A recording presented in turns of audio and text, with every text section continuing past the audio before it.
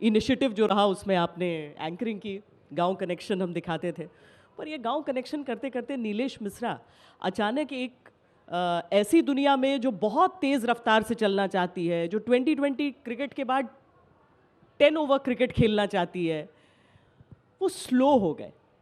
ये स्लो की कहानी ज़रा सुनाइए, ये क्या हुआ?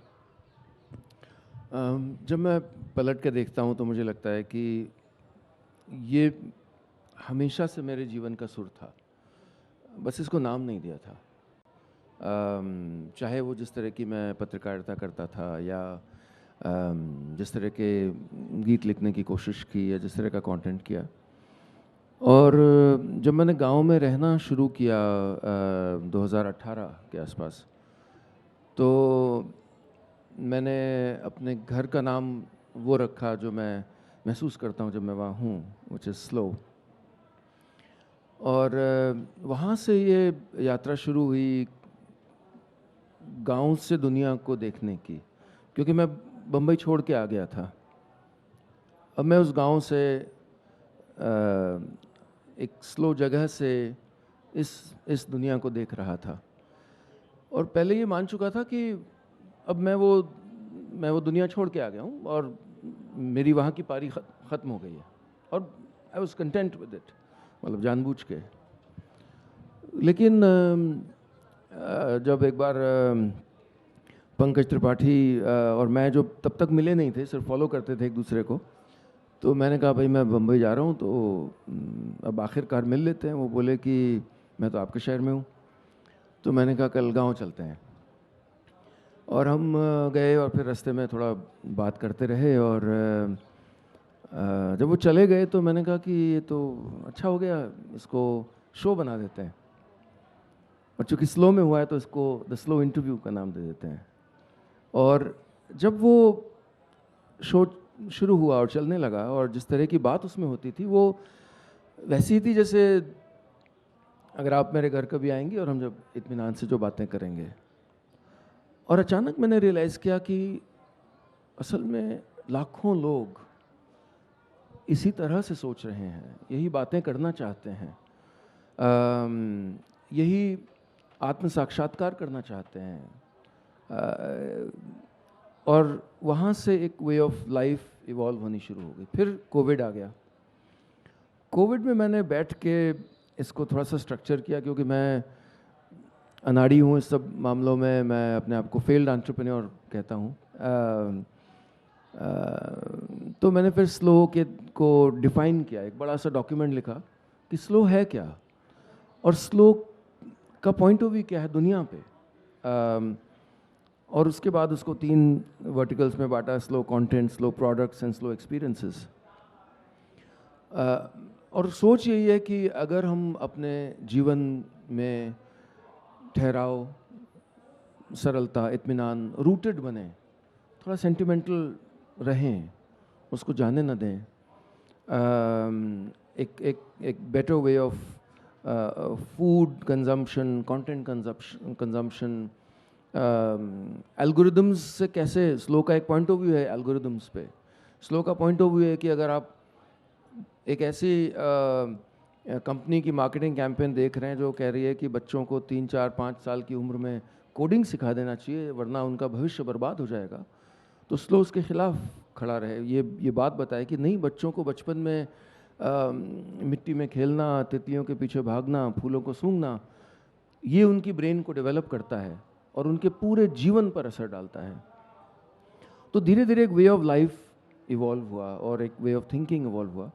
और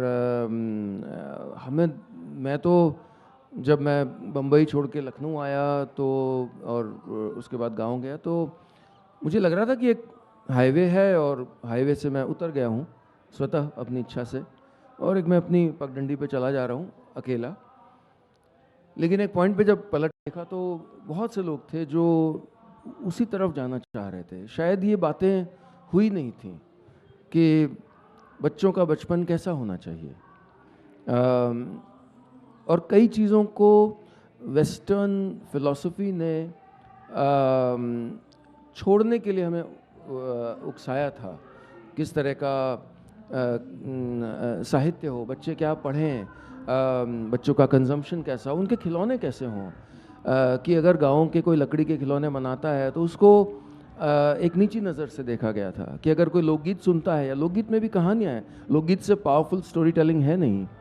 और तो धीरे धीरे एक दुनिया उभर के आने लगी। एक चीज़ हालांकि देखिए उसी समय में ये संगीत इतना फास्ट हो गया है जब हम स्लो की बातें कर रहे हैं स्लो और फास्ट का युद्ध लगातार चलेगा।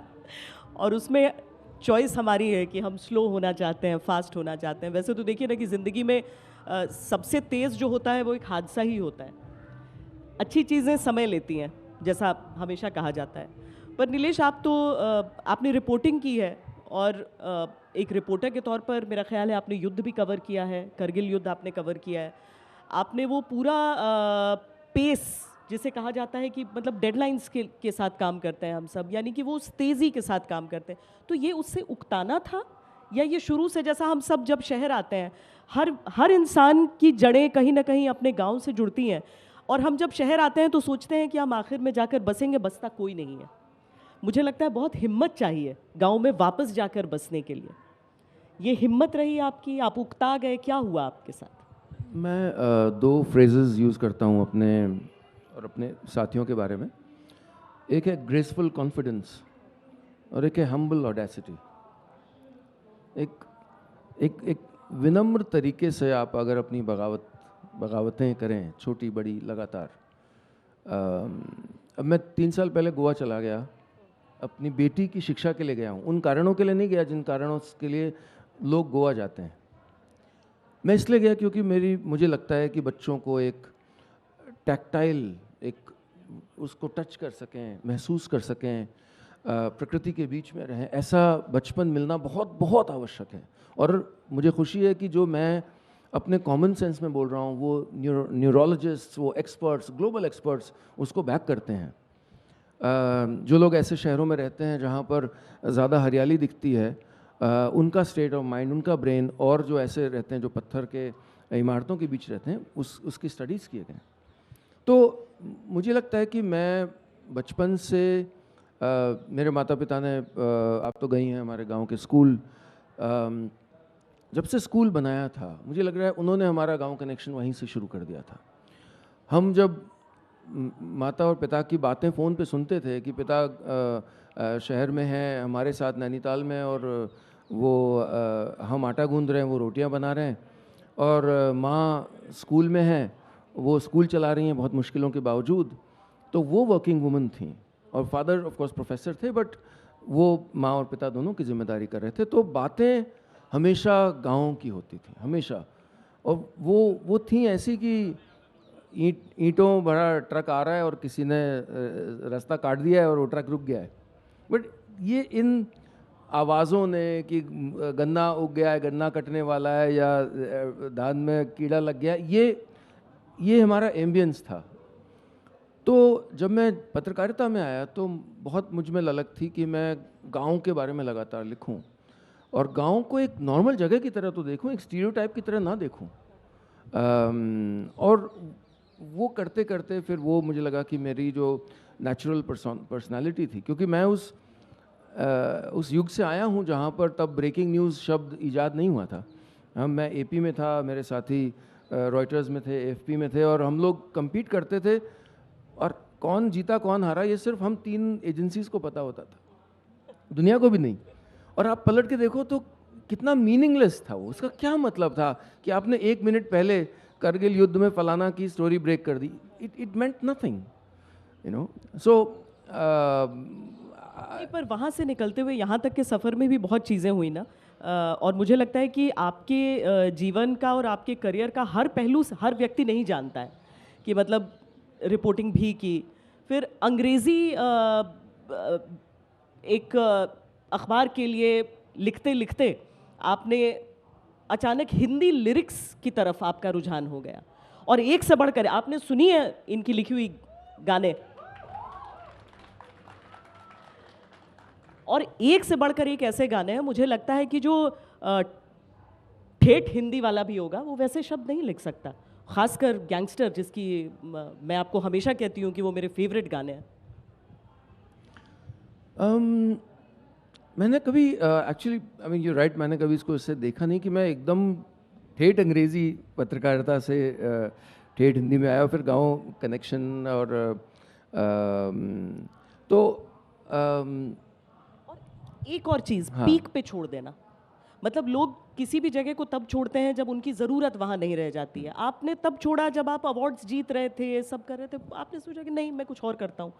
इसीलिए ये समझना ज़रूरी। क्या अब कई बार होता है ना, जो यंगस्टर्स हैं स्कूल कॉलेज जा रहे हैं, उनसे कहा जाता है कि तुम फोकस लूज़ कर रहे हो अपना, तुम एक चीज़ पर फोकस नहीं कर पा रहे हो, इसमें तो सक्सेसफुल हो रहे हो, दूसरे में क्यों जा रहे हो? ये घर पे नहीं सुनने को मिलता था कभी? मेरे घर में बहुत जल्दी मेरे माता पिता ने रियलाइज़ कर लिया था कि ये आदमी एकदम सिरफिरा है, और मेरे पिताजी मुझसे कहते भी थे कि भाई ये कमा खा लेगा, ये इसको ज़्यादा कुछ कहने की आवश्यकता नहीं है। छोड़ना, आप सही कह रही हैं एकदम। अब मैं, क्योंकि आजकल मैं किताब पे काम कर रहा हूँ अपने स्टोरी टेलिंग की जर्नी पे, और स्टोरी टेलर कोई अपनी आवाज़ से या इंटोनेशन से नहीं बनता है। स्टोरी टेलर अपने जिए हुए अनुभवों से बनता है। वो तकलीफ़ आपने देखी हो, वो खुशी आपने लोगों की आंखों में देखी हो। और मुझे लग रहा है कि जब मैं क्लास 11 में था तो मेरे फादर ने, क्योंकि वो सब जैसे पिता उस समय चाहते थे कि बेटा डॉक्टर बने या इंजीनियर बने, तो मुझे उन्होंने बायोलॉजी दिलवा दी लखनऊ में। और उसकी शुरुआत हुई थी पहली पेरेंट टीचर मीटिंग में। बड़ा सा हॉल था और मैं और हमारी टीचर थी विमला मिश्रा और पिताजी, हम तीनों बैठे। और पहले 2 मिनट में मैंने एक ऐसा बॉम्बशेल छोड़ दिया।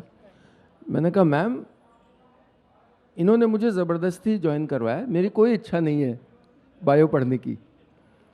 तो उस बड़े से, शायद केमिस्ट्री लैब थी, उसमें सन्नाटा छा गया। मैम बोली अरे बेटा कैसे करेंगे, 2 साल बचा है अभी। तो पापा ने शर्त लगाई एक, बाहर वो बहुत उन्होंने चालाकी से उतनी देर में प्लान सोच लिया। बाहर निकले, बोले ऐसे यार ऐसा करते हैं, एक शर्त लगाते हैं, अगर तुम्हारी फर्स्ट डिवीज़न आ गई तो जो तुम चाहोगे वो होगा, और वरना जो मैं चाहूँगा वो होगा। अभी बहुत ही कुटिल रणनीति थी, बहुत ज़्यादा, क्योंकि UP board one of the toughest boards है इंडिया का। उसमें फर्स्ट डिवीज़न आना, मैंने मेहनत की और मैं लाया, और उन्होंने ऑनर किया उसको। और मैं एकमात्र बच्चा था जिसने, आपने छोड़ने की बात की, जिसने सीपीएमटी का एग्ज़ाम नहीं दिया। सारा क्लास दे रहा था। तो पापा ने कहा कि क्यों नहीं दे रहे हो? मैंने कहा अगर मेरा हो गया तो आप छोड़ेंगे नहीं, अगर मैं बन जाऊंगा, और नहीं हुआ तो मैं हमेशा एक हार के एहसास के साथ जीऊँगा। तो मुझे उस रास्ते जाना ही नहीं है। मैं तो मेढक उस समय डायसेक्ट होते थे, वो देख के घबरा जाता था। उसके बाद मैं जब Indian institute of mass communication में गया, तो जब एग्ज़ाम हो गया, उस जिस दिन हमारा फाइनल पेपर था उस दिन मल्टीमीडिया का लास्ट पेपर था to win that diploma. Sorry, उसी दिन मेरा इंटर्नशिप का पहला दिन था, और मैंने एग्ज़ाम देने नहीं गया, मैंने छोड़ दिया एग्ज़ाम। और एवरीबडी थॉट इट्स मैड। मैं इंटर्नशिप के लिए चला गया, क्योंकि मैंने एवेल्यूएट किया कि क्या महत्वपूर्ण है, वो कागज़ का टुकड़ा या ये अनुभव। तो छोड़ना, अब मैं जब पलट के देख रहा हूँ, एंड यू बहुत सही समय पे आपने मेरे जीवन में ये सवाल पूछा है, लगातार पुनरावृत्ति हुई है उस चीज़ की कि काउंटर नैरेटिव, वहाँ जाने का की अपेक्षा थी सबकी, और वो छोड़ के कहीं और चले जाना, किसी प्लान के तहत नहीं, किसी महानता के तहत नहीं, जस्ट फॉलोइंग माय हार्ट। फिर दिल्ली में, जैसा आपने कहा कि एट द हाइट नौकरी छोड़ दी, इंटर्नशिप, ये सबैटिकल ले लिया, बैंड बना लिया, बम्बई चले गए। फिर बम्बई में जब गांव कनेक्शन शुरू हुआ तो लगा कि कितना फर्जी है ये कि मैं गोरेगांव से गांव कनेक्शन चला रहा हूँ, वो छोड़ दिया और वापस आ गए। तो आई फील कि मैं आज सुबह ही एक सरकारी ऑफिसर से बात कर रहा था, वो रेवेन्यू सर्विस में है, लेकिन इतनी अद्भुत नॉलेज रिकॉर्ड्स की, एलपीज की, इतनी अद्भुत नॉलेज डिज़ाइन की, हिस्ट्री की। वो बता रहे थे मुझे कि भारत की कितनी मूर्तियाँ चुरा के गई हुई हैं विदेश, इस पे उन्होंने पूरा एक्सपर्टीज़ किया। और मैं बैठे बैठे उनका चेहरा देख रहा है, सोच रहा था कि भारत के अधिकांश लोग वो नहीं कर रहे हैं जो करने के लिए भगवान ने उनको भेजा है। अधिकांश लोग, वो ऐसे प्रोफेशंस में हैं, वो और वो चलते चले जाते हैं। लेकिन तो मुझे ये लगता है कि अगर मेरी जर्नी देख के कहीं 5 लोगों को भी ये लगे कि नहीं, इस ट्रेन से उतरा जा सकता है, और मोस्ट सर्टनली अनिश्चितताएं होंगी उसमें और टेंशन होंगे। मेरी जर्नी बहुत टर्बुलेंट रही है। मैंने घर बेच के शुरू किया था, जैसे आपको पता है शायद, गांव कनेक्शन, और लेकिन नहीं, मैं ये गुड चीज़ केयर्स। कहना भी चाह रही थी कि ज़्यादातर लोगों के लिए, ज़्यादातर क्या, मेरे खुद के लिए भी मुझे लगता है कि एक फाइनेंशियल सिक्योरिटी बहुत बड़ी चीज़ होती है। और उस समय मैंने कमेंट भी किया था आपको कि मतलब घर बेच दिया, मतलब जिस घर को बनाने के लिए आप नौकरियां कर रहे हैं, जीवन भर कमा रहे हैं कि एक घर अपना मैं बनाऊं, उस घर को बेच दिया ताकि आप अपना उस समय का सपना पूरा कर सकें। लेकिन आपकी कहानियों की मैं बात करूंगी। मुझे लगता है कि ज़्यादातर लोग जो यहाँ पर हैं और जितने भी लोग आपसे अभी मिल भी रहे थे, सब आपकी कहानी को याद करते हैं। मैं चाहूँगी एक छोटी सी कहानी हमारी इस सभा को सुनाया। अब देखिए ना, वहाँ पर सिंगर है, उनसे कहा जाता है 2 लाइन गा कर सुना दीजिए, आप डांस करके दिखा दीजिए। अब एक कहानीकार से क्या कहा जाए? मैं आपसे यही गुजारिश करती हूँ कि एक छोटी सी कहानी हम सबको सुनाएं। सुननी है? कहानियों की फितरत ये होती है कि समय भी उनको बहुत है वैसे हमारे पास, आधे में छोड़ा नहीं जा सकता। आधे में मत छोड़िए आप। चलिए, मैं अपने फ़ोन से निकालूंगा कुछ। और कविताएं तो हैं ही। हाँ हाँ, तब तक आप कुछ और मुझे पूछ लीजिए। मैं I take out a small story and I narrate it. तब तक कुछ और आप नहीं, तब तक कुछ और ये कि अब आपकी किताबें भी हैं जो आगे जिसके बारे में आज जी। यहाँ पर नीलेश हमसे शेयर करेंगे। क्या उसको कह रहे हैं? Slow imprint. Slow imprint. Slow imprint. तो स्लो की थॉट जैसे जैसे आगे बढ़ी है, तो ये हुआ है कि हमने उसको अलग अलग तरीके से, तो पहले हमने अलग अलग स्लो इंटरव्यू किया। स्लो बाज़ार है जो हैंड क्राफ्टेड प्रोडक्ट्स का स्टोर है। फिर हमने लास्ट ईयर एक म्यूज़िक लेबल खोला स्लो म्यूज़िक के नाम से।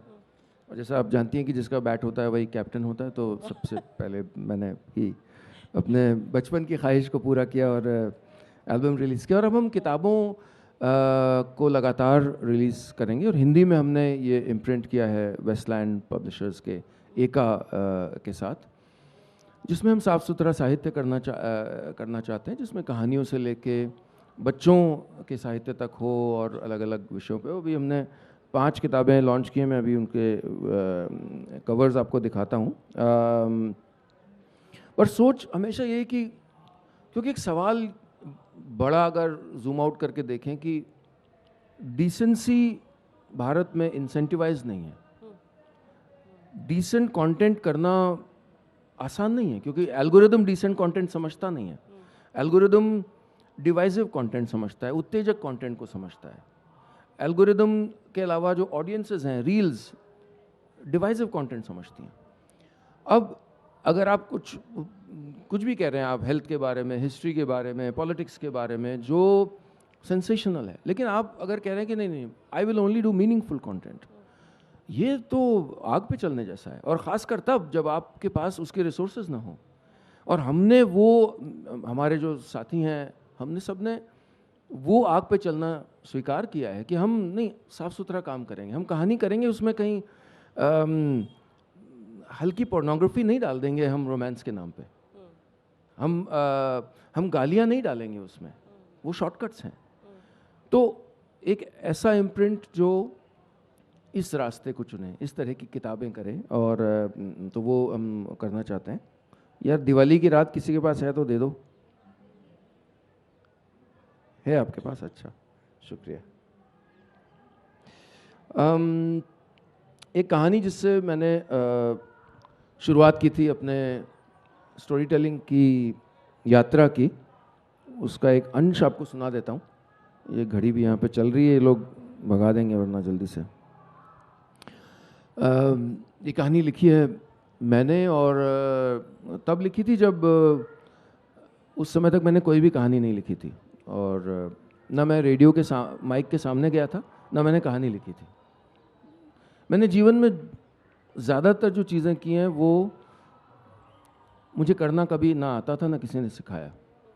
और ये मेरी स्ट्रेंथ है, ये वीकनेस नहीं है, क्योंकि कोई रूल्स नहीं थे। 5 नवंबर 2010, कैप्टन ने सीट बेल्ट बांधने का संकेत अब बंद कर दिया है। एयर होस्टेस की खूबसूरत आवाज़ एक खाली प्लेन में गूंज रही थी, जैसे बड़े आलीशान मॉल में कोई आदमी कोने में बैठा सिर्फ अपने लिए पियानो बजा रहा हो। दिवाली की रात थी। मैं, अकेलेपन का चैंपियन, एक बार फिर घर से दूर त्योहार पर एक चमचमाते शहर से दूसरे चमचमाते शहर जा रहा था। 2 घंटे में यूएस ऑफिस से कॉन्फ्रेंस कॉल थी और अगली सुबह बहुत ज़रूरी मीटिंग। माँ पापा को ये बताने की हिम्मत ही नहीं कर पाया था कि उनका बड़ा बेटा थोड़ी देर में उनकी दहलीज से सिर्फ 1.25 घंटे दूर एक 5 स्टार होटल के कमरे में अनजान लोगों से फ़ोन पर कॉन्फ्रेंस कॉल कर रहा होगा।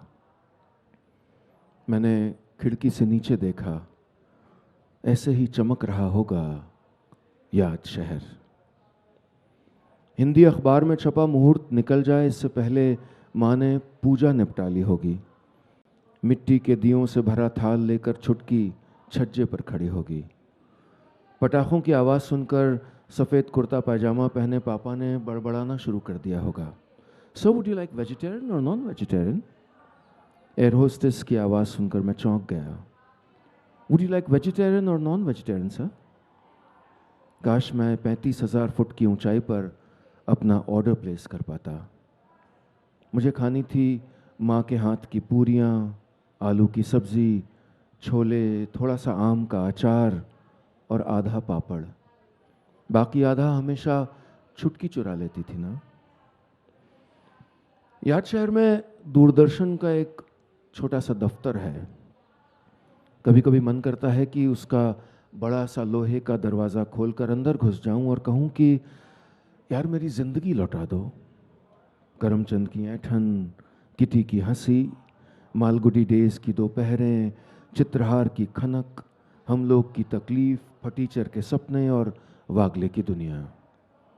गर्मियों में बिना मैनर्स के आम खाते थे, साइकिल पर सूनी सड़कें नापते फिरते थे, रात तक कैसेट रिकॉर्डर पर गज़लें सुना करते थे। धीरे धीरे सब याद आ रहा था। एयर होस्टेस ट्रे लेने वापस आई। मैंने कहा, आप दिवाली पे घर नहीं गई? उसने कहा, सर आपकी तरह हर कोई लकी नहीं होता, एटलीस्ट आप दिवाली की रात घर तो पहुंच जाएंगे। वो ट्रे उठाकर चली गई। मैं सोचता रहा कि घर तो जैसे कहीं रखकर भूल आया मैं। मुझे याद है दिवाली के दिन ही पहली बार मुझे मिली थी वो। मैं कितना डरपोक था और वो बम जलाने में एकदम नहीं डरती थी। मुझे देखा और बोली, आप अंदर जाके चित्रहार देखिए, आपके बस का नहीं है ये। हमारे नेबर शुक्ला अंकल की बेटी थी नम्रता। अपने नाम के बिल्कुल विपरीत, जरा भी नम्रता नहीं थी उसमें। गली में हर तीसरे आदमी से झगड़ा कर बैठती थी, लेकिन बुनियाद की लाजो जी को देखकर छुपकर थोड़ा थोड़ा रो भी लेती थी। मेरे पास ट्रम्प कार्ड था। आखिर कलर टीवी सिर्फ मेरे घर में था। रोज़ मैं और वो साथ मिलकर एंटेना सीधा करते थे। रोज़ शाम 3 घंटे साथ दूरदर्शन देखते थे। पापा ने जब टेलीफोन डिपार्टमेंट में किसी को घूस देकर फ़ोन लगवाया था तो उसकी सहेलियों के फ़ोन आने लग गए। ज़रा शुक्ला जी के यहाँ से नम्रता को बुला लीजिए प्लीज़। मैं दौड़ दौड़ कर उसको बुलाने के लिए चला जाता। फिर एक दिन किसी लड़के के फ़ोन आने शुरू हो गए। प्लेन से उतरते वक्त एयर होस्टेस ने कहा, सर अपनी फैमिली को हैप्पी दिवाली बोलिएगा। उतरा तो 7 मिस्ड कॉल्स थीं, 2 घर से, 5 दफ्तर से। पहले दफ्तर फ़ोन किया। मैंने कहा, 1.5 घंटे में यूएस ऑफिस से कॉन्फ्रेंस कॉल करवा देना। तब तक फिर पापा का कॉल आ गया। बोले, बेटा तुम कहाँ हो, देखो सब आ गए यहाँ पे। मैंने कहा, पापा ज़रूरी मीटिंग है, आ नहीं पाऊँगा। छुटकी ने फ़ोन छीन लिया। बोली, भैया मैं आपसे बात नहीं कर रही। पीछे घर वालों की हंसी सुनाई पड़ रही थी, पटाखों की आवाज़ें, बच्चों की चीख पुकार। घर की चहल पहल से बहुत दूर मेरी टैक्सी किसी सुनसान रास्ते पर खामोशी से चली जा रही थी। न जाने कब इतना अकेला हो गया मैं। न जाने कब ये अकेलापन मुझे पसंद आने लगा। न जाने कब मैं तन्हाई का मुखौटा ओढ़कर शहर शहर घूमने लगा। अब मुखौटा उतारने से डरता हूं कि अगर खुद से सामना हो गया तो क्या होगा। गाड़ी होटल पर रुकी। बड़ी बड़ी मूंछों वाले दरबान ने सलाम करके दरवाज़ा खोला और बोला, welcome back sir, happy Diwali. मैं गुमसुम सा बिना सोचे समझे गाड़ी की पिछली सीट को देखता रहा। ड्राइवर ने कहा, सर कुछ खो गया क्या? मैंने खुद से कहा, हाँ मैं। रूम नंबर 414 से याद शहर बेहद खूबसूरत लग रहा था। साल में अब मैं इतने होटल के कमरों में रहने लगा हूं कि जब होटल वापस जाता हूं तो लगता है कि घर आ गया। कितना जाना पहचाना तो है सब कुछ। दीवार पर वही बड़ा सा फ्रेम जिसकी तस्वीर जैसे कोई रोज बदल देता है, वही खूबसूरत बेडसाइड लैम्प्स, वही बड़ा एलईडी टीवी, वही खूबसूरती से बना हुआ बेड और उसके कोने पे एक प्यारा सा कार्ड मुझसे पूछता हुआ कि मैं सुबह ब्रेकफास्ट कब करूंगा। घर जैसा ही तो है सब कुछ। मैं जल्दी से नहा धोकर कॉन्फ्रेंस कॉल का इंतज़ार करने लगा। लैपटॉप खोला। पावर पॉइंट प्रेजेंटेशंस और एक्सेल शीट्स का तो बादशाह बन गया हूँ अब मैं। प्रेजेंटेशन की जगह गलती से एक और फोल्डर खुल गया, कुछ भूली हुई पुरानी तस्वीरों का फोल्डर। दिल्ली में नाना जी के घर पर एम्बेसडर कार की छत पर बैठा हुआ मैं, नैनीताल झील के किनारे मफलर और मंकी कैप पहने मूंगफली खाते हम सब। फ़ोन की घंटी बजती जा रही थी। कॉन्फ्रेंस कॉल शुरू होने वाली थी। मैंने फ़ोन नहीं उठाया। छत पर समोसे और जलेबी की पार्टी। जब छुटकी की फर्स्ट डिवीजन आई थी तब की तस्वीर। करवा चौथ पर पाँव में आलता लगा के मेहंदी रचाती माँ। पहली बार साड़ी पहनकर शर्माती, फोटो खिंचवाने से इनकार करती नम्रता। फ़ोन की घंटी बजती जा रही थी। मैं उन तस्वीरों से नज़रें हटा नहीं पा रहा था। ये फोल्डर बंद नहीं कर पा रहा था। मैं फिर से एम्बेसडर कार की छत पर नैनीताल झील के किनारे बेंच पर बैठना चाहता था। खुद से छुट्टी लेना चाहता था। खुद से दूर, बहुत दूर चला जाना चाहता था। दूर याद शहर में, एमजी रोड के पास, वहीं जहाँ पुराना पोस्ट ऑफिस होता था, उसके पीछे की गली में मेरा घर रोशनी में जगमगा रहा होगा। माँ ने फिर से पाँव में आलता लगा लिया होगा। गुलाब जामुन की प्लेट सज गई होगी और पापा कह रहे होंगे, अरे उसे गुलाब जामुन कितने पसंद हैं, बता देना, दिवाली पे घर नहीं आया तो उसने क्या मिस किया। वही आरती संग्रह पार्ट 2 वाली सीडी फिर चला दी गई होगी। मेरा मोबाइल फ़ोन बजता ही जा रहा था। मैं फिर कार में था, एक ज़रूरी मीटिंग के लिए जो पहुंचना था। बरसों की यादों के लम्हे बड़ी सी फुलझड़ी की तरह दिमाग में चमक रहे थे। गर्मियों की रातें, सर्दियों की दोपहरें, बारिश। मीटिंग के लिए देर हो रही थी। घर पर पूजा के बाद सब लोग बैठे चाय पी रहे होंगे। दरवाजे पर घंटी बजी। पापा ने दरवाज़ा खोला और 1 सेकंड के लिए रजिस्टर ही नहीं किया। बोले, oh my God, what a surprise. दरवाजे पर मैं था। मैं घर आ गया था। ज़रूरी मीटिंग थी ना। माँ ने किचन से निकलकर मुझको ज़ोर से गले से लगा लिया। बोली, पागल, मुझे सब पता है तेरा सरप्राइज क्या है। तू दिवाली के लिए थोड़ी आया है। परसों नम्रता की शादी में सरप्राइज देना था ना तुझे। बस इतनी सी थी ये कहानी।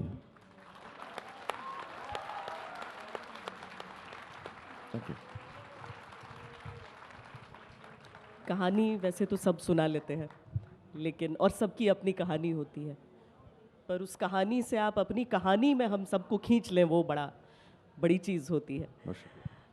पर ये रेडियो पर कहानी सुनाने वाले नीलेश, क्या अपनी बेटी को भी अपनी कहानी से बांधते हैं? वो आपकी कहानियों को पसंद करती है? वैदेही जब 3 साल की थी तो मैं रिकॉर्ड कर रहा था एक दिन, वो बड़े अधिकारपूर्वक दरवाज़ा खोल के अंदर चली आई और उसने इंसिस्ट किया कि एक तो मैं रोकूं, और फिर मेरी गोद में बैठी और उसने कहा कि इशारा करके कि मुझे करना है। और मुझे लगा कि ऐसे बाल सुलभ कौतुक में बोल रही होगी, और वो कहानी सुनाने लगी, रिकॉर्ड करने लगी, जो कि अभी यूट्यूब पे है। एक ऐसी बच्ची की कहानी जो अपनी माँ से कहती है कि मुझे एक ड्रेस चाहिए। मुझे ये बहुत अद्भुत लगा कि उसकी कहानी में एक बिगिनिंग, मिडल और एंड था, एक कहानीपन था। उसमें एंड में था कि और फिर वो बहुत खुश हो गई और फलाना फलाना, तो एक सुखांत कहानी अच्छी वो था। और उसके बाद उसने कहानियाँ सुनाना शुरू किया, और उसने बाद में असल में लगभग 6 साल की उम्र में ऑडिबल ने उसको कमीशन किया एक पॉडकास्ट बनाने के लिए, और उसने 15 पार्ट्स का एक पॉडकास्ट किया, वैदेही की बातें, अच्छा। जिसमें वो मुझसे बात कर रही, मैं सिर्फ श्रोता हूँ, कभी कभी बीच में पोस्ट, तो बता रही कि एक दोस्तों के साथ एक जलेबी के जंगल में गई थी और वहाँ पर उन्होंने क्या किया और वगैरह वगैरह। तो मैंने कोशिश की है, मैंने 3 कोशिशें की हैं एक पिता के तौर पर बचपन से। एक तो मैंने उससे कभी बचपन में तोतली भाषा में नहीं बोला, मैंने कभी भी गरम को तत्ता नहीं कहा और पानी को मम्मम नहीं कहा। इससे ये हुआ कि वैदेही बचपन से ही उसकी वोकैबुलरी अच्छी होने लगी। ये ज़रूरी होता है या अच्छा होता है? मेरी नज़र में अच्छा है। मेरी नज़र में बच्चों को बच्चों की तरह जब हम ट्रीट करते हैं तो उसमें एक अहंकार है। बच्चों को बराबरी की तरह ट्रीट किया जाए। और मैं उनसे ये बोलता कि वैदेही कोई समस्या है क्या? वैदेही ने जो पहला शब्द बोला जीवन का, वो था खुद। नुक्ते के साथ? नहीं, शायद नुक्ते के साथ नहीं था। वो इसने इसलिए बोला क्योंकि मैं जब वो गोद में होती थी तो क्लिंग नहीं करती थी, वो कसमसाती थी कि उसको चलना है, तो मैं कहता था खुद चलोगी, खुद चलना चाहती हो। और मुझे याद है हमने गोवा की एक फ़्लाइट को डिले कर दिया था क्योंकि बोर्ड हो रहे थे सब, और ये गोद में थी, मैं जल्दी जा रहा था, और गोवा में वैसा वो ये है जाने का रास्ता, और वो फिर अपनी आधा किलोमीटर पर घंटे की स्पीड से पूरा चल के आई। एक ये मैंने ये नहीं किया एज अ पेरेंट, कभी तोतली भाषा में बात नहीं की। दूसरा, जब वो गिर जाती थी तो मैं उठाने के लिए दौड़ता नहीं था। बच्चे को जब चोट लगी है तो पेरेंट जानते हैं, लेकिन अधिकतर 95% बार वो सिर्फ अपना डर थोप रहे हैं बच्चे पे, और बच्चा फिर उस डर, वो सोचता है कि जब भी मैं गिरूंगा तो। और उसने इतना स्ट्रांग बनाया है वैदेही को इन सर्कमस्टांसेस, इन फिजिकल उसमें, बल्कि कभी तो डिसेप्टिव भी होता है कि उसको चोट लग गई होती है, लग रहा है कि वो नॉर्मल है वो। और तीसरा, मैंने कहानियों से हमेशा उसको जोड़ के रखा, जिससे मुझे लगता है कि जो कल्पनाशीलता है वो आई, जो कि ये तीनों चीज़ें पेरेंटिंग के लिए मुझे लग रहा है कि अच्छे नुस्खे हैं जो यूज़ होने चाहिए। आपने पिछले साल या मेरा ख्याल 1-2 साल पहले अपनी एल्बम भी। जी, मेरा बचपन से मेरी ख्वाहिश थी कि मैं गाऊं, और मेरे माता पिता से मेरी शिकायत थी कि उन्होंने मुझे कभी सिखाया नहीं, सीखने नहीं दिया। अच्छा, बिना औपचारिक ट्रेनिंग के? मेरी कोई ट्रेनिंग नहीं है, ये मेरा अफसोस है बहुत बड़ा। लखनऊ में गर्मियों सर्दी की छुट्टियों में आते थे तो भातखंडे स्कूल था, मतलब देश के बड़े विद्यालयों में से एक ना, नैनीताल में हमने सीखा। लेकिन मुझे लगता है कि जो राइटर गीत गाते हैं उनको ग्रेस मार्क्स बहुत सारे मिल जाते हैं, क्योंकि वो एक राइटर गा रहा है और वो स्वांतः सुखाए गा रहा है। वो हो सकता है उसको नॉलेज ना हो या क्राफ्ट में सही ना हो, लेकिन वो भाव जानता है, अपने शब्दों का भाव जानता है। अपने लिखे हुए गीत भी आप गाते हैं जो किसी और सिंगर ने गा दिए? वो मैं, हाँ, लाइव शोज़ में गाता हूँ, और मैं ये कह के गाता हूँ कि मैं बहुत बहुत काबिल बाथरूम सिंगर हूँ। ये डिस्क्लेमर। चलिए, किसी किसी का बाथरूम भी इससे बड़ा होता है, बाथरूम समझ के ही आज इस मंच पर, क्योंकि हम भी तो सुने ना नीलेश कि आपकी जो रिकॉर्डिंग होती है, अब तो कहा जाता है कि बड़ा वो मशीनों से भी कर लिया जाता है। हम सुने कि वो मशीन है या सचमुच में नीलेश है? एक मेरी दूसरी फिल्म थी, उससे गाना सुनाता हूँ, आपने सुना होगा, निस्संदेह सुना होगा। शुरुआत में मैंने स्पेशलाइज कर रहा था, पहली फिल्म तो पहला गाना जादू है नशा था, लेकिन उसके बाद मैंने कुछ समय तक स्पेशलाइज किया ऐसे गाने लिखने में उन फिल्मों के जो सुपर फ्लॉप थी। तो ये मेरा फाइन आर्ट था। पर गाने हिट हो गए थे। गाने बेचारा कहाँ जानता है, खलिश है ये क्या खला है, शहर भर की खुशी से ये दर्द मेरा भला है, जश्न ये रास न आए, मजा तो बस गम में आया है। मैंने दिल से कहा ढूंढ लाना खुशी। आप साथ में गा सकते हैं। ना समझ लाया गम तो ये गम ही सही, मैंने दिल से कहा ढूंढ लाना खुशी, ना समझ लाया गम तो ये गम ही सही। मुझे लगता है ये सबकी ज़िंदगी की कहानी भी हो जाती है, ढूंढने निकलते हैं, खुशी ले आते हैं गम। लेकिन आपके एल्बम से भी मैं चाहूँगी कि आप कुछ गुनगुनाएं। बहुत शुक्रिया। मैं अपनी लिरिक्स अक्सर भूल जाता हूँ, कभी शक मत करिएगा कि मैंने ही लिखे हैं वो। एक पिछले साल मेरा एल्बम आया था क्या, ज़बरदस्ती ठेल के मैंने निकाला था, क्योंकि अपना ही म्यूज़िक लेबल था, तो मेरे पास वो चॉइस नहीं थी कि नहीं, कुछ नहीं कहना मुझे।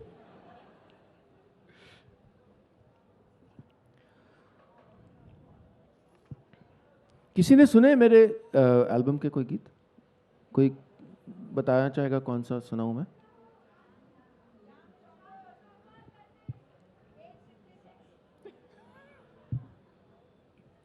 Thank you. You're an amazing audience.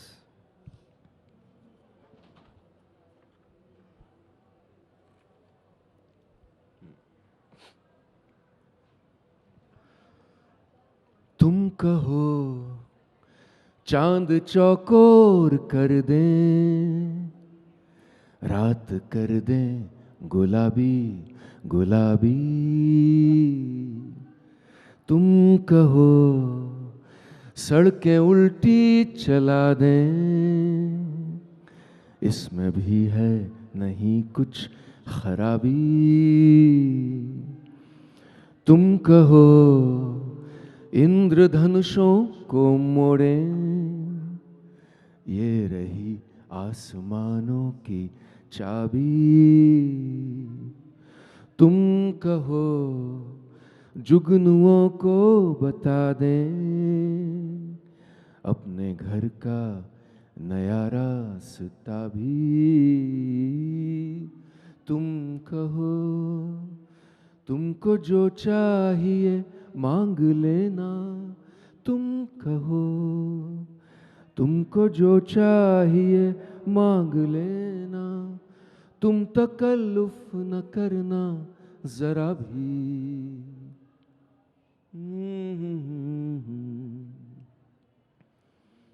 मोहल्ले खूब हैं इन आसमानों में, टहल के आना तुम मेरे ठिकानों में, खामोशी के किले में जाती एक गली, सितारे मिलते हैं वहाँ दुकानों में, सितारों से अगर मैं भर लूँ मुट्ठियाँ, मैं चांदनी वरक पे लिखूं चिट्ठियाँ, जो लफ्ज भेजे थे तुम्हारे नाम के, वो लफ्ज झांकते तुम्हारे कानों में, न मिल सके थे हम, न मिल सके थे हम, तो अब है मिल रहे सलेटी बादलों के शामियानों में, जो बात तुमने है नहीं कही अभी वो बात तुम कहो, कई ज़बानों में तुम कहो।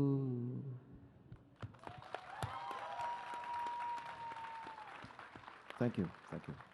कौन सी ख्वाहिश बची रह गई है अभी? फिल्में बनानी है।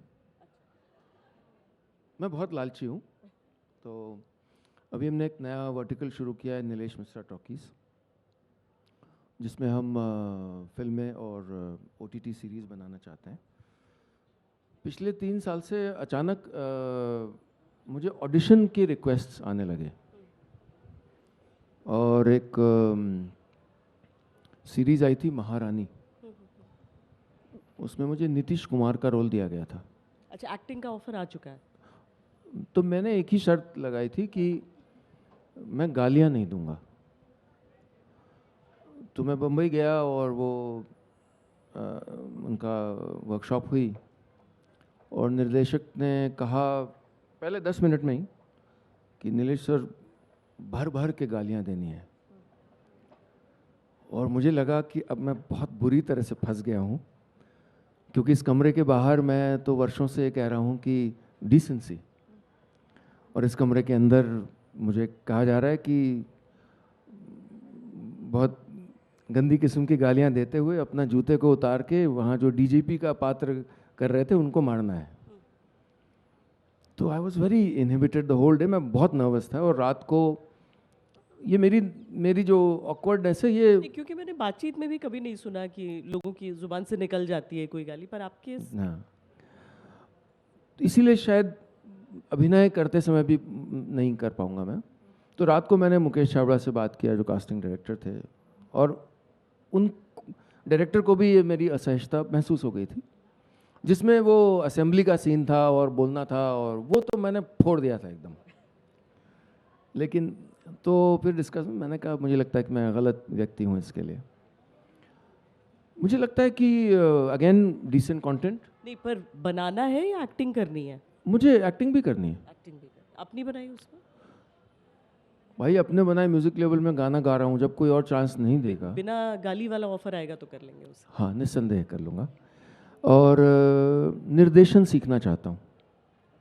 मैंने आपको मैसेज भेजा तो था कि आप क्या एक्ट करना चाहेंगे, आपने मना कर दिया, तो ये सार्वजनिक तौर पे आपको मैंने ताना मना देना नहीं किया, मैंने नहीं नहीं कोई मना जवाब ही नहीं दिया था। Silence is a no. So मैं उसको आपको सार्वजनिक तौर पे मैं आपको ताना देना चाहता हूँ। हम बहुत सी कहानियों पे काम कर रहे हैं, और हम चाहेंगे कि हम ऐसा ना हो कि बम्बई में प्लान हो कहानियाँ और वो लखनऊ में आकर शूट हों, वो पटना में, जयपुर में, भोपाल में शूट हों। वो कहानियाँ रची जाएं लखनऊ, भोपाल, पटना में। ये जो आपकी सोच आ जाती है इधर, देखिए कहानियाँ भी जब आपने की तो आपने मेरा ख्याल है आपने यंगस्टर्स से कहा, लोगों से कहा कि जिसको भी कहानी लिखनी है आप कहानी भेजिए मुझे, और उसको उसका क्रेडिट देते हुए आप उसकी कहानी सुना रहे थे। क्यों? मतलब आप अपनी लालच में ये भी सोच सकते हैं सब मैं ही लिखूंगा, सब मैं ही बोलूँगा, सब वो क्रेडिट का क्या है, वो मेरा ही है सारा। लेकिन आप शहरों से गांव की तरफ जाकर उस छोटे शहर, कस्बे, गांव के टैलेंट को मौका देने की बात क्यों? Decency to begin with, it's just plain decent. मुझे रेडियो जो नेटवर्क था उसने कहा एक बार शुरू में कि अगर आप मंडली बना रहे हैं, क्योंकि सीज़न 1 में सारी कहानियाँ मैंने लिखी, सीज़न 2 में उन्होंने कहा कि अगर आप मंडली बना रहे हैं तो क्या आप ये प्रिटेंड कर सकते हैं कि सारी कहानियाँ आपने लिखी हैं? उनका नाम देने की क्या ज़रूरत है, आप उनको पेमेंट तो कर ही रहे होंगे। तो अब वो लखनऊ वाली जो ऐंठन हमारी थी, तो मैंने कहा अगर तुम ऐसा कह रहे हो तो फिर मैं कहानी के शुरू में एक बार नाम शायद बोलता, अब मैं कहानी 6 सेगमेंट की है तो 6 बार बोलूँगा। तो मैं राइटर का नाम 6 बार बोलने लगा, और हमारे साथी जो बहुत से श्रोता थे जो फिर राइटर बने, वो हाउस होल्ड नेम्स बन गए। अनुलता राज नायर सामने बैठी हैं, अपना चेहरा दिखा दीजिए, जिनकी ये किताब है हमारी 5 किताबों में से। और बहुत से साथी, और वो आगे फिर और बड़े बड़े काम इस समय कर रहे हैं। तो आप जो रोल्स देंगे वो सबके लिए, मतलब कोई भी जाकर वहाँ पर बिल्कुल बिल्कुल अपना ऑडिशन दे सकता है? हाँ बिल्कुल। और कहानियाँ लिखने में अगर आप जुड़ना चाहें, अगर आप कैमरा वर्क करते हैं, अगर आप एडिटर हैं, क्योंकि मुझे अगेन जैसा मैंने कहा कि मुझे ये फील्ड नहीं आता। मैं स्क्रिप्ट लिखे जाने के बाद से स्क्रीन पे आने तक क्या होता है मुझे नहीं पता। और मैं इसको अपनी स्ट्रेंथ मानना चाहूँगा, क्योंकि मैं उसी क्यूरियोसिटी और मासूमियत से इसको, कि ऐसे ही फ्रेम होता है। जब हमने स्लो इंटरव्यू शुरू किया तो ऐसा कुछ कॉन्वर्सेशन शो था नहीं। पॉडकास्ट शब्द भारत में वीडियो कंटेंट के लिए तब तक आया नहीं था। पॉडकास्ट असल में ऑडियो के लिए होता है शब्द, जो गलत है कि दुनिया भर में वीडियो के लिए भी यूज़ करने लगे। और जब हमारे जो डीओपी थे उन्होंने कहा कि सर वो दो लोग बात करते हैं तो बीच में वो एक्सेस होता है वगैरह वगैरह, वो अनुभवी थे, मैं अनाड़ी था। मैंने कहा भाड़ में जाए तुम्हारा एक्सेस, यही शब्द थे मेरे। मैंने कहा भाई एक चीज़ याद रखो कि 2 लोग बात कर रहे हैं and the camera is lurking, दूर से देख रहा है कहीं, और ये इंटरव्यू नहीं है, ये सीन है। और जब सीन है तो फिर आपका आधा ही चेहरा अगर दिख रहा है तो सीन में हो सकता है, और बीच में अगर कोई चाय ला रहा है तो ये हो सकता है, और कहीं दूर अगर सियारों की आवाज़ आ रही है या देवी जागरण चल रहा है तो वो आ सकता है। सैनिटाइज नहीं है जीवन, ऐसा ही है, जीवन का साउंड डिज़ाइन है ये। और फिल्मों में भी हम यही चाहेंगे कि अपनी अल्हड़ता के साथ, अपनी मासूमियत के साथ बनाएं। आपके जवाब का भी इंतज़ार रहेगा हमें। और ये बिना गाली वाला रोल के लिए मैं हमेशा। ऑडिशन करूँगी। ये 3 घंटे की फीचर फिल्म होगी? नहीं नहीं नहीं, मतलब आजकल तो 1.5 घंटे के शायद बनते हैं। हम जिन फिल्मों में भी काम पर अभी काम कर रहे हैं वो हमने उनको पूरा वो नहीं किया, बट लगभग 50 मिनट से 1 घंटे तक की होंगी। एक और बात हमने सोची कि पिचिंग जो है वो आइडिया की पिच करना सबसे बड़ा प्रोडक्टिविटी लॉस होता है। इस समय हर कोई भी क्रिएटर आइडिया भेजता है किसी OTT प्लेटफॉर्म को और फिर 6-8 महीने आराम से सुस्ता के सोता है, क्योंकि 4 आदमी, ज़्यादातर आदमी एक कमरे में कहीं बैठे होंगे और वो डिसाइड करेंगे कि इसको करना चाहिए या नहीं करना चाहिए। 90% बार वो गलत होंगे, उनका फैसला गलत होगा और वो सीरीज़ फेल करेगी, लेकिन फिर भी अधिकार उनके पास रहेगा। तो हमने ये सोचा है कि अभी के लिए मेरा जो OTT प्लेटफॉर्म है वो मेरा YouTube चैनल है। मेरे और ऑडियंस के बीच में किसी की ज़रूरत नहीं है। हमारे पास आइडियाज़ हैं, हमारे पास उनको बनाने की क़ुव्वत है, हम फंडिंग अपॉर्चुनिटीज़ को एक्सप्लोर कर लेंगे। और अगर OTT ने कहा तो हम ज़रूर करेंगे, लेकिन हम इंतज़ार नहीं कर रहे हैं। जिस तरह से, जिस डायरेक्टनेस के साथ हमने हमेशा अपनी ऑडियंस से वो संवाद किया, वैसे ही करेंगे। तो हम फिर हीरो हीरोइन के बड़े चेहरों पे डिपेंड भी नहीं करेंगे। हम राइटिंग हैवी होंगे, राइटिंग ही हमारा हीरो होगा। तो कोशिश कर रहे हैं, देखते हैं। मैं चाहूँगी, क्योंकि हम अपने अब इस बातचीत के आखिरी हिस्से में पहुँच रहे हैं, तो अपनी पब्लिकेशन, अपनी इन किताबों के बारे में बताएं। जी, तो स्लो इम्प्रिंट की जैसे मैंने बताया था कि स्लो इम्प्रिंट का जो हिंदी वाला की यात्रा है वो हमने वेस्टलैंड के एका के साथ अभी शुरू की है, जिसमें हमारी 5 किताबें लॉन्च हुई हैं और लगातार किताबें आती रहेंगी। तो आप में से जो लोग ऑथर बनना चाहते हैं हमारे साथ, वो भी हमें अप्रोच कर सकते हैं। अप्रोच कर सकते हैं वो भी बताएं। कोई ईमेल आईडी? जी, मेरा ईमेल आईडी मेरे ऑफिस का है, Nilesh Mishra office, NEELESHMISRA office @turnslow.com, TURNSLOW.com। भूल जाएं तो मेरे ट्विटर आईडी के बायो पे है। साफ़ सुथरा कंटेंट, कोई भैया बेतुका नहीं। ये जंगली फूलों सी लड़की, जिसको अनुलता राज नायर ने लिखा है। अनुलता, प्लीज़ अपने आप को आइडेंटिफाई भी करें। लाखों लाखों लोग कई वर्षों से, प्लीज़ अनुलता की लिखी कहानियाँ सुनते आए हैं और मंडली को हेड करती हैं वो, तो राइटर्स को मेंटोर भी करती हैं। बहुत सुंदर लव स्टोरीज़ की किताब है ये, बहुत ख़ास किताब है। इसका नाम है magic box.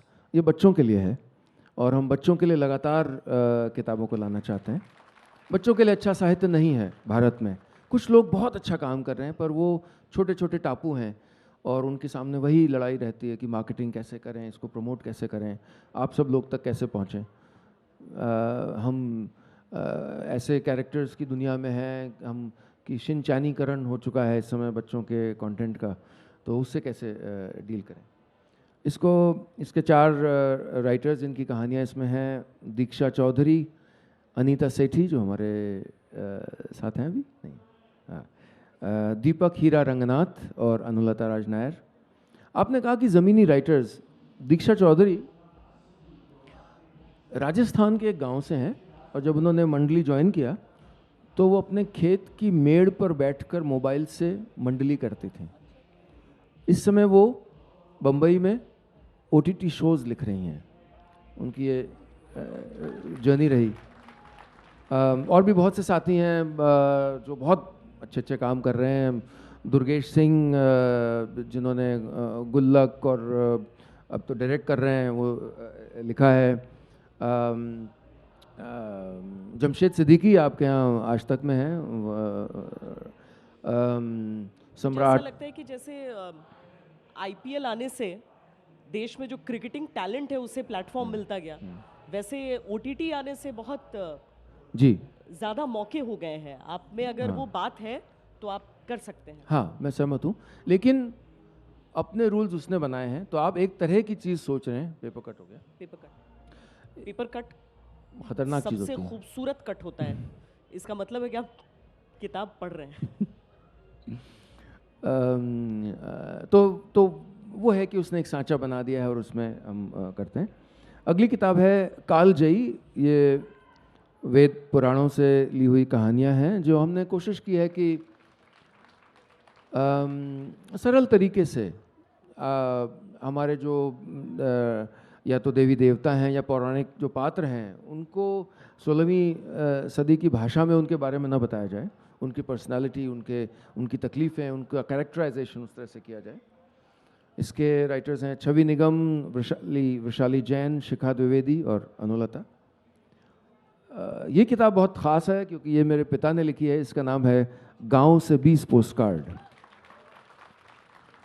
Doctor Shivbalak Mishra ने किताब लिखी है और इस किताब में 70 साल का जीवन जिस व्यक्ति ने जिया, जो किसान भी, प्रोफेसर भी, साइंटिस्ट भी, संपादक भी, बहुत बहुत चीज़ें हैं जिन्होंने कई जीवन जिए हैं गांव के संदर्भ में, उनकी किताब है। बहुत बहुत रोचक है। मैं चाहता हूँ कि खासकर यंग लोग गांव से रिश्ता बनाने के लिए, गांव को समझने के लिए इसको ज़रूर पढ़ें।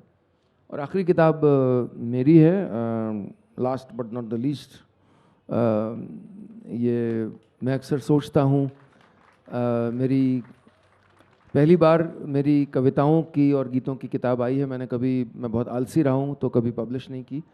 उम्मीद है अब इसमें और से करूँगा। सबसे आपकी पसंदीदा कविता कौन सी है जो आपको लगता है कि जो आपके एक तरह से होता है ना, आत्मा में झांकने का एक मौका देता है लोगों को? जी, क्या मैं उसको गा के सुना सकता हूँ? ज़रूर।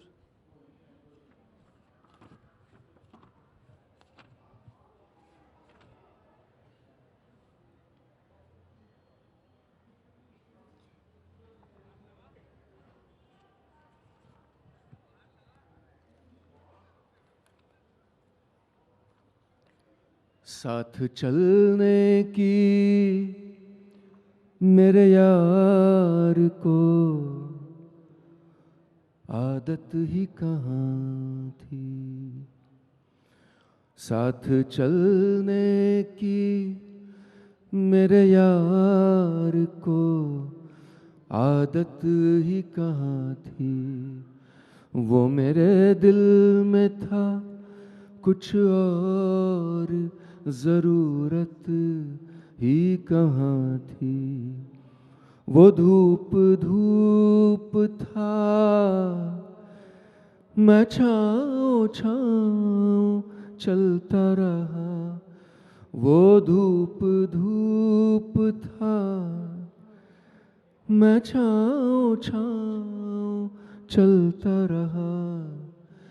इतना लंबा था सफ़र मिलने की फुर्सत ही कहाँ थी, साथ चलने की मेरे यार को आदत ही कहाँ थी।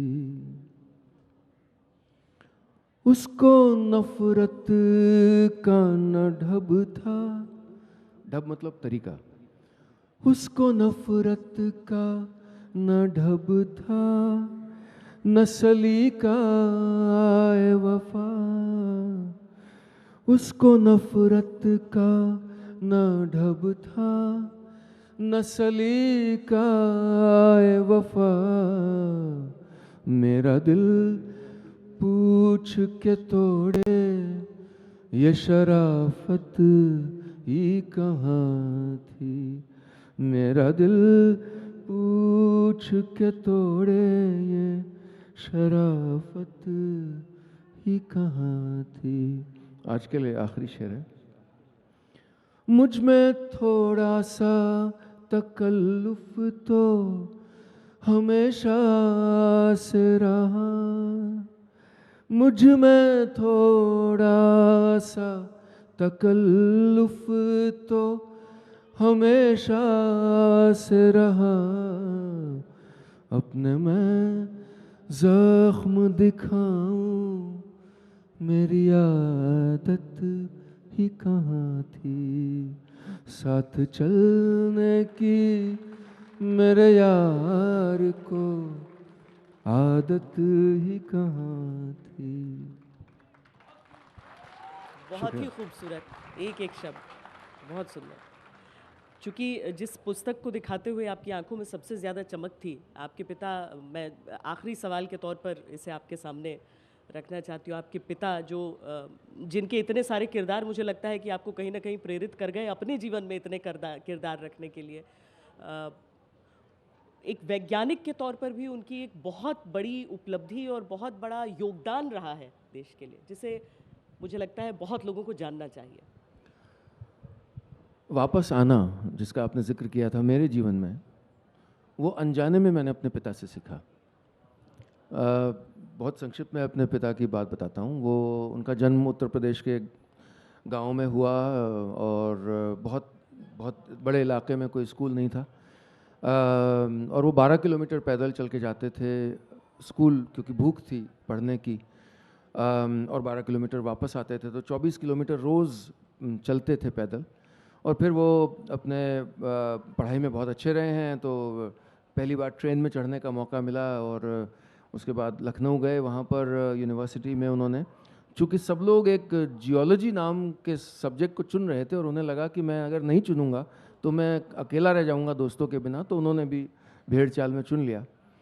और फिर एक फेलोशिप मिली, कनाडा चले गए और वहाँ पर न्यूफाउंडलैंड स्टेट में उनको रिसर्च करने का और फील्ड वर्क करने का मौका मिला। वहाँ पर एक मिस्टेकन पॉइंट नाम की जगह है। मिस्टेकन पॉइंट नाम इसलिए क्योंकि वो जो ज़मीन का वो हिस्सा है वहाँ पर गलती से बाय मिस्टेक जहाज़ जो आ रहे होते थे पानी के, वो टकरा जाते थे और शिपरेक बहुत होते थे। वहाँ पर मेरे पिता ने कुछ डिस्कवर किया जो उस रात तो उन्हें नहीं पता लगा, लेकिन जल्द ही पता लगा कि वो 565 मिलियन ईयर्स ओल्ड, 56.5 करोड़ साल पुराने फॉसिल्स थे, जिन्होंने डार्विन्स थ्योरी ऑफ इवोल्यूशन में एक जगह एक प्रश्न चिन्ह था कि हम सिंगल सेल से मल्टी सेल कैसे बने। इस प्रश्न का जवाब उत्तर प्रदेश के गांवों के इस स्ट्रिक्ट वेजिटेरियन लड़के ने दिया। और फिर वो जगह सरकार की नज़र में आई, वहाँ की उसको एक इकोलॉजिकल प्रिजर्व बना लिया गया। वहाँ पे मिलियंस ऑफ डॉलर्स वहाँ से कमाए जाने लगे। और वो लड़का, वो व्यक्ति जो बड़ा हो गया था, वो सब छोड़ के आ गया अपने गांव का स्कूल बनाने, और फिर आगे मेरी माता के साथ स्कूल बनाया। इस बीच उनका क्रेडिट छीन लिया गया, अंग्रेज़ों ने छीन लिया। और बाद में बहुत बाद डिस्कवर हुआ, उस जगह पे आज वर्ल्ड हेरिटेज साइट है। यूनेस्को ने उस जगह को वर्ल्ड हेरिटेज साइट के रूप में चिन्हित किया। लेकिन ना कनाडा में न भारत में मेरे पिता को कोई पहचान मिली। ये दुर्भाग्य है हमारा कि दुनिया के कहानी का एक प्रश्न चिन्ह सॉल्व करने वाले एक वैज्ञानिक को न विदेश ने पहचाना न भारत ने। वहाँ पर जो बहुत बड़ा पटल लगा हुआ है कनाडा में, न्यूफाउंडलैंड स्टेट में, उसमें ये तो है कि एक स्टूडेंट ने डिस्कवर किया, लेकिन उन्होंने उस भारतीय ब्राउन स्टूडेंट का नाम नहीं लिखा। हालांकि मिलियंस ऑफ डॉलर्स कनाडा कमा चुका है उस डिस्कवरी से। तो लेकिन ऐसे लोग, ऐसे तपस्वी जो होते हैं, जो लाखों की संख्या में भारत में हैं, वो यश के लिए ये सब करते ही नहीं हैं, वो प्रसिद्धि के लिए करते ही नहीं हैं। तो वो संतुष्ट हैं, गांव में स्कूल में रहते हैं। आप लोग आएँ कभी तो मिलिएगा। वो 86 साल के हैं। पिछली साल मेरी माँ का देहांत हो गया। दोनों ने साथ में 51 साल स्कूल चलाया था, और आज भी 86 साल की उम्र में उनका जोश ठीक वही है जो पहले दिन था जब स्कूल शुरू हुआ था। और हमेशा वो हमारी बातें वही होती हैं कि स्कूल के लिए क्या किया जाए। कभी भी ये नहीं होता है कि और कहीं कुछ बैंक बैलेंस, घर, हमेशा हमारी लड़ाइयाँ जो होती है मेरे पिता से, वो स्कूल पे होती हैं कि ऐसा क्यों नहीं कर रहे हैं हम, नहीं ऐसा नहीं करेंगे, अरे तुम तो ये करना चाहते हो। हम बहुत सन की फैमिली हैं, और बहुत शुक्रिया आपने उनका जिक्र लाया और मुझे बड़ा गर्व हुआ ये बताते हुए। नीलेश, बहुत बहुत धन्यवाद हमसे बातचीत करने के लिए, और आप सबका भी बहुत बहुत धन्यवाद कि इतनी शांति से साहित्य की, गूढ़ साहित्य की बातें आप सबने सुनी हैं, और बहुत अच्छे धन्यवाद। श्रोता रहे। Thank you. Thank you.